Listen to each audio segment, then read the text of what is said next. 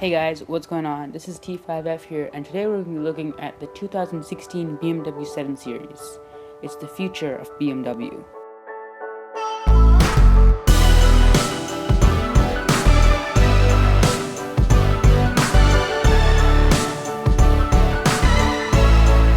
Number 5 is the carbon Porch, and this is what the BMW is made out of, and it has basically parts of carbon fiber throughout the car to make it lighter and have a lower center of gravity, which provides increased performance. This car hit 0 to 60 miles per hour in 4.3 seconds, partially because of the carbon core feature. At number 4, we've got the cameras in the car, which allow it to do some pretty cool things. Now, you do have your regular blind spot detection and lane departure warning and backup camera, but what just makes this car different is it also has things like adaptive cruise control. This car can also read traffic symbols using the cameras and the radar itself, as well as speed limit info. At number 3 is the new adaptive suspension controls, and unlike other cars, this is like driving 3 different cars completely. The first mode is Eco Pro, and it optimizes everything for maximum efficiency.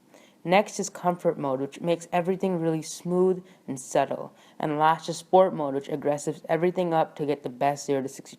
When you start up the car and change in different modes, the gauges actually change themselves. This is Comfort mode, very classic. Now Sport is much more red and aggressive, and then Eco Pro is much more blue. At number 2, we have the BMW Display Key, which is basically an LCD remote key. Taking a look at the key itself, you can control pretty much every aspect of the vehicle, like the windows, the fuel service, the range left on the car, and you can even set the AC to run before you get into the car, which is pretty cool. Best of all, it charges on a wireless charging pad, which you can also charge your smartphone with. Now, of course, it's still a regular key, so you can still unlock the car, lock the car, and open the tailgate. At feature number 1, it's the new BMW 5.0 iDrive system.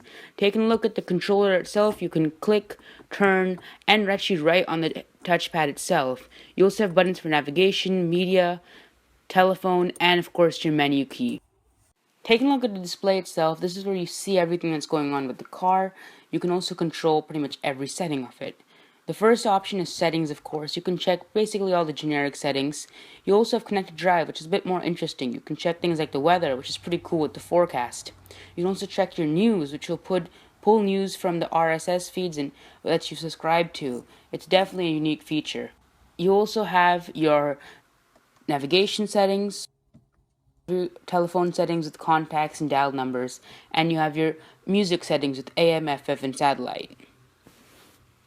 The map screen is also very high def. You can control the car in many different types of ways, including the iDrive controller, a new touchscreen which is added, which I find not that intuitive, but something very cool is the new gesture controls. They're really limited, but you can do things like increase the volume and decrease the volume, take phone calls and reject phone calls. Hey guys, thanks so much for watching the new 2016 BMW 7 Series. See you guys in the next one.